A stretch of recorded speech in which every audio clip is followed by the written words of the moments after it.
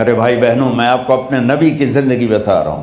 میرے نبی نے 11 شادیاں کی، اللہ ذوالجلال کی قسم، صرف ہمیں زندگی سکھانے کے لیے کہ گھر کی زندگی کیسے ہوتی ہے اور اولاد کو کیسے پالا جاتا ہے۔ اب لوگ کیا مجبوریاں ہیں کہ عورت بھی جاب کرتی ہے، مرد بھی جاب کرتا ہے۔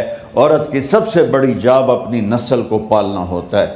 جب یہاں ٹائم نہیں ملتا بچے کو، نہ ماں سے ملتا ہے نہ باپ سے ملتا ہے، تو پھر وہ جنگل کا پودا بن جاتا ہے۔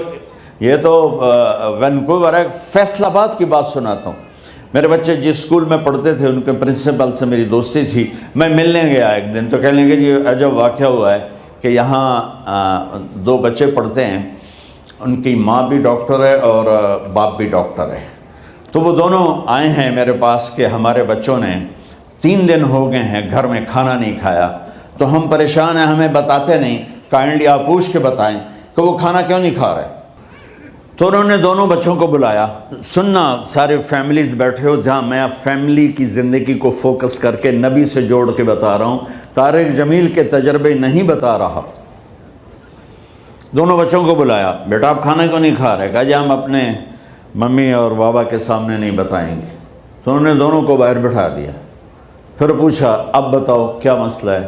ان کا سر، ہم صبح جب ناشتہ کرتے ہیں تو ہمارے ممی ڈیڈی سو رہے ہوتے ہیں، ہماری ان سے ملاقات نہیں ہوتی۔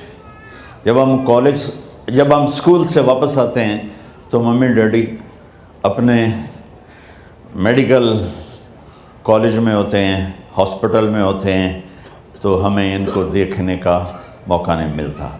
شام کو جب ہم کھانا کھاتے ہیں تو یہ دونوں اپنے پرائیویٹ کلینک میں ہوتے ہیں، تو ہم ان کو دیکھ نہیں پاتے۔ پورا ہفتہ گزر جاتا ہے، ہمیں ماں باپ کی شکل نظر نہیں آتی۔ تو ہم نے اسٹرائک کی ہے کہ ایسے ماں باپ کی روٹی کیا کھانی جو اپنی شکل بھی نہ دکھا سکیں۔ تو اس لیے ہم نے کہا ہم نے بائیکاٹ کیا ہے، گھر میں نہیں کھانا ہے۔ تو ایسی لائف مت بناؤ۔